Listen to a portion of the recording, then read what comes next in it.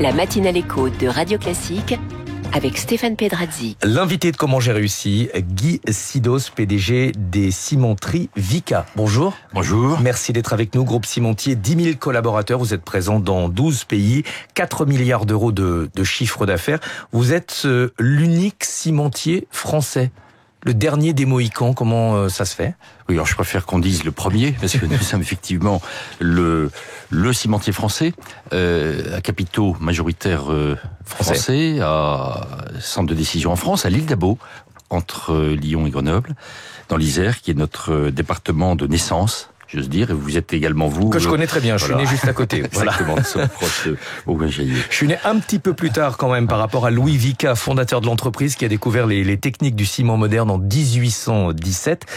Comment se porte aujourd'hui votre marché ? On se dit qu'avec le ralentissement du marché de la construction, c'est forcément un petit peu compliqué sur le marché français. Alors, un petit clin d'œil pour parler de Louis Vicat, qui a inventé le ciment moderne, qui a décidé de ne pas prendre de brevet, et qui a donné son invention à la collectivité. Bon, c'est un peu comme le code source. C'est exactement cela, c'est également l'invention du code source et l'invention du ciment moderne. 200 ans après, la 8e génération est dans l'entreprise et nous opérons dans 12 pays, comme vous l'avez dit, avec des marchés très contrastés. Et effectivement, comme vous le dites, le marché de la construction en France est en retrait cette année.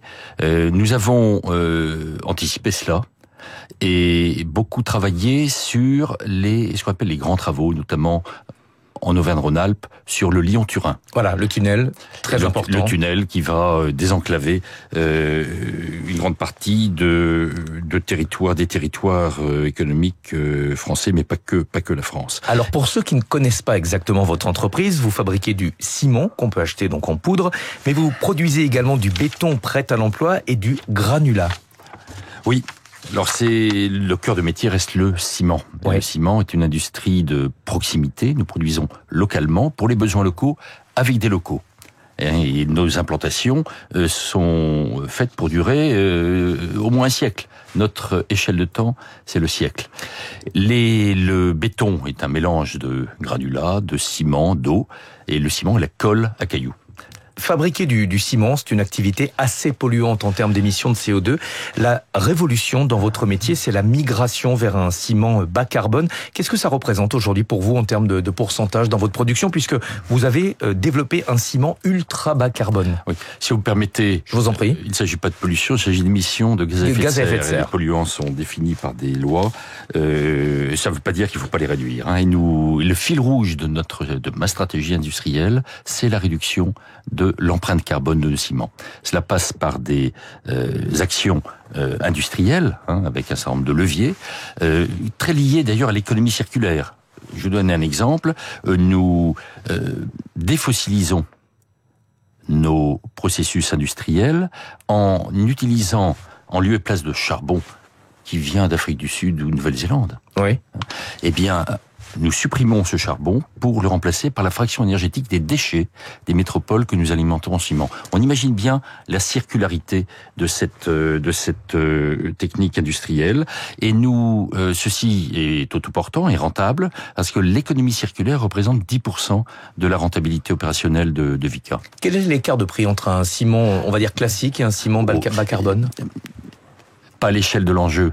C'est-à-dire, aujourd'hui, les ciments bas carbone, et nous avons un ciment qui a une empreinte carbone négative, qu'on a baptisé le CARA, moins 15 kg de carbone par tonne de ciment, qui est pour les spécialistes, un 42,5 structurel. Donc notre principe, c'est d'avoir des produits décarbonés qui sont pour l'utilisateur exactement les mêmes performances, mêmes conditions de mise en œuvre. Et vous pensez que ça va devenir la norme, ce type de ciment à l'avenir ? Alors ça dépend davantage du client que du producteur. Le produit est prêt, encore faut-il que les clients y aillent. Alors sans être trop technique, scope 2, scope 3, mais ça permet à votre client, en utilisant ce ciment, de réduire son empreinte carbone. Exactement. Ouais. En fonction des réglementations locales, la France, parce qu'elle est dans l'Europe, est très en avance. Et ensuite, les pays dans lesquels nous sommes dans 12 pays, eh bien, chacun a ses réglementations qui n'ont pas toujours la même maturité. Autre sujet qui nous intéresse beaucoup, vous venez d'annoncer un partenariat avec la boxeuse française Rima Ayadi,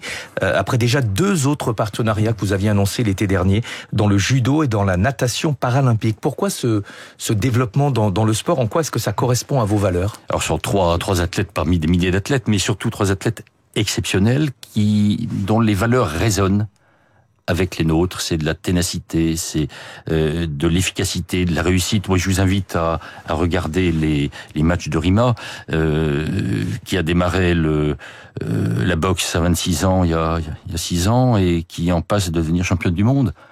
On a également... Comme quoi, rien n'est impossible. Rien n'est impossible. Nous avons le Aurélien Diès, champion olympique de judo par équipe. Oui, et nous avons David dans la natation paralympique, c'est une référence en matière de sport. La résilience, la persévérance. 118 titres, handicapé par accident à 21 ans, qui s'est relevé, sont des valeurs qui inspirent. Et notre entreprise, et vous savez, en 200 ans, il se passe des choses. Et Vika, les valeurs de Vika résonnent avec les valeurs de ces athlètes qui sont absolument formidables et qui nous inspirent. Merci beaucoup d'être venu ce matin en studio nous parler de votre métier et de votre engagement aux côtés de ces sportifs. À suivre l'Esprit des mots avec Luc